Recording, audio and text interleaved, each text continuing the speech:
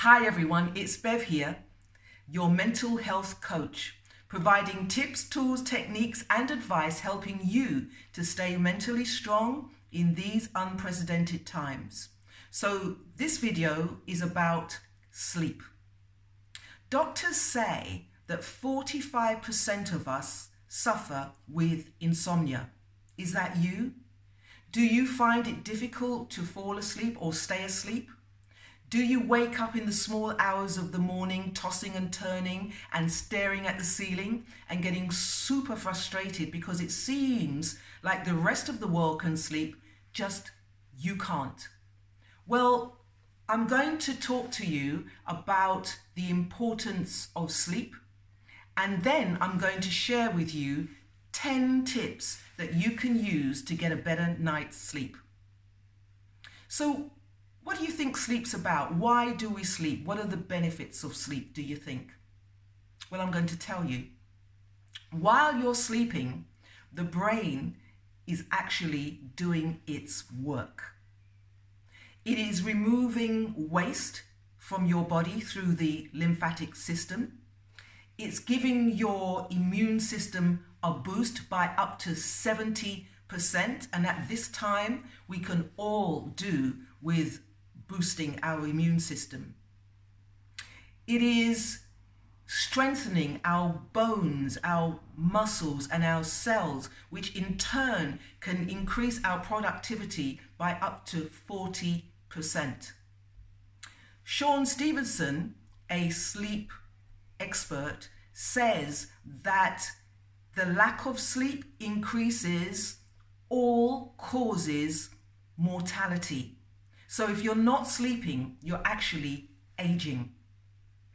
Sleep can ward off diseases such as cancer and dementia, and it can actually reverse diabetes. Such are the benefits of sleep.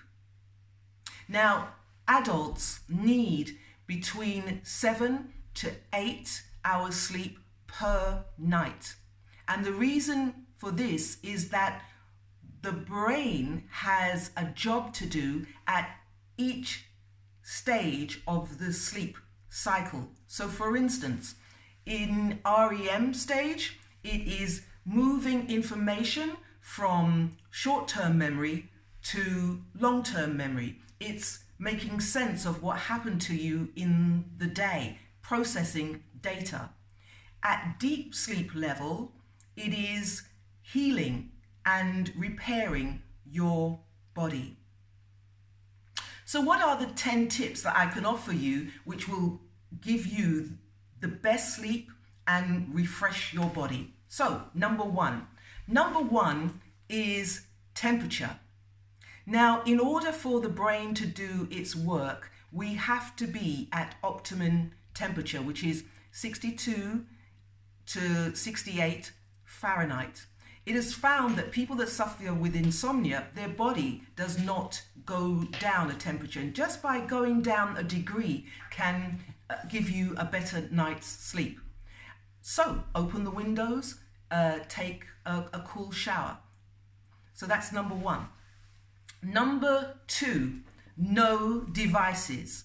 Some people think that if they go to bed and scroll through the internet for 20 minutes or so, then they will drift off to sleep. That doesn't happen, because when you are online, what you're doing is activating a hormone called dopamine. Now, dopamine is a good hormone, but part of its properties is to seek. So you will find that you're scrolling through something online, and then 2 hours later you're still seeking, you're still searching, because that's what dopamine wants you to do. So 3 o'clock in the morning you're thinking, how did I get here? So no devices. Number three is no light in your sleep room. Light from the TV or from the watch or from your mobile will disrupt your sleep. In fact, Cornell University did a research study, and they put a tiny light behind a participant's knee, and that disrupted their sleep. So no light. Get blackout curtains if you can, or wear a sleeping mask. Number 4, exercise. Now, if you're going to exercise for optimum sleep, exercise in the morning. This is to do with syncing your body with nature. So it is wise to sleep at night and to be active in the day. This has everything to do with our circadian rhythms. Number 5, figure out whether you are an owl, so you become more alive, alert in the night. Nothing wrong with that. Or you're a lark, but you can't be both. You can't burn the candle at both ends.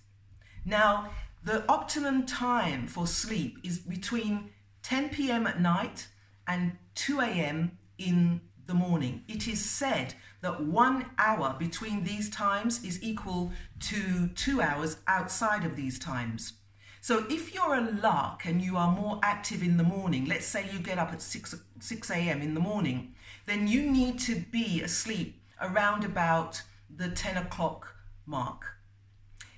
Indeed, if you are an owl and you get up much later, 9 o'clock, let's say, then you need to be asleep by 1 a.m. in the morning. But just figure out which one you are.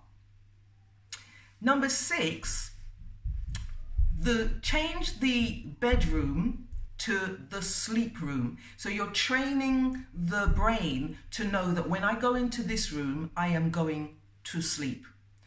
Many people, they say, I'm going to sleep, and what do? They watch TV, a horror movie or a shoot-'em-up movie, which then stimulates the brain, then they can't sleep. Or they're catching up with friends or doing emails or what have you. And this is all going against your sleep patterns. So it should be a sleep room rather than a bedroom.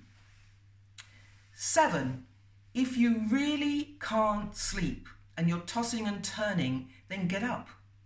So what you want to do is a neuro association. So what that means is, if I get up, I'm going to do something. I'm going to clean the bathroom, or I'm going to sort out some cupboards.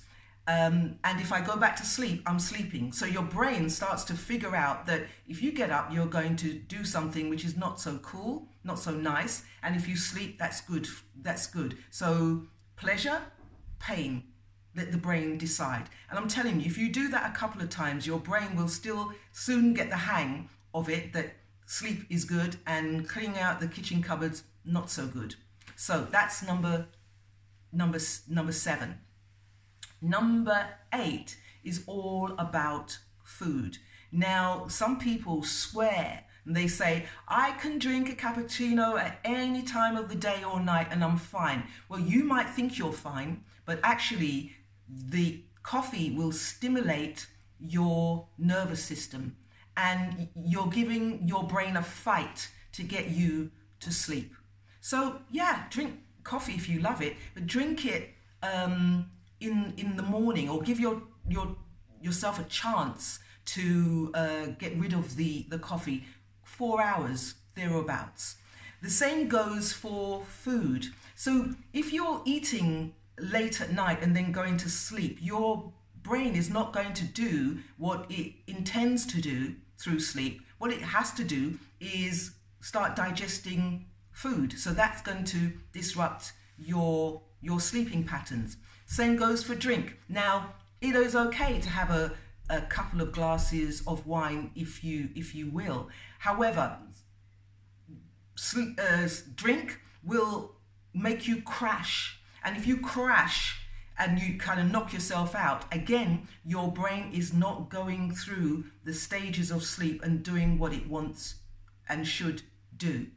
Now, if you do feel like something, a little something, then a banana can induce sleep, or milk. Remember when your mother used to give you a glass of milk? It's really cool because milk has a substance in it called tryptophan, and tryptophan activates melatonin, and melatonin is the hormone that you need to activate your sleep.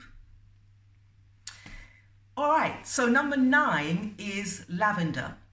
Research at Southampton University in the UK suggests that lavender can induce sleep.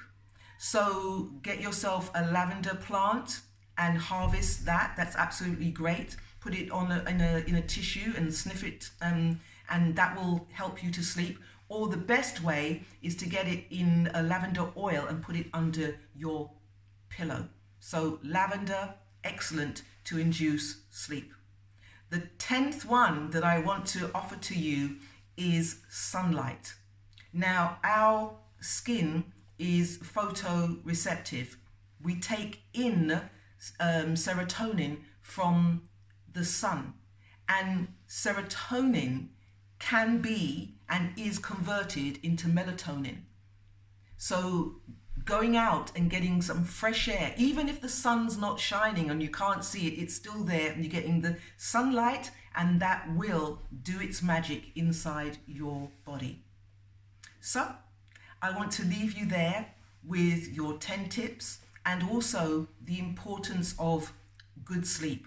Good sleep is linked to good mental health. So until next time, stay safe.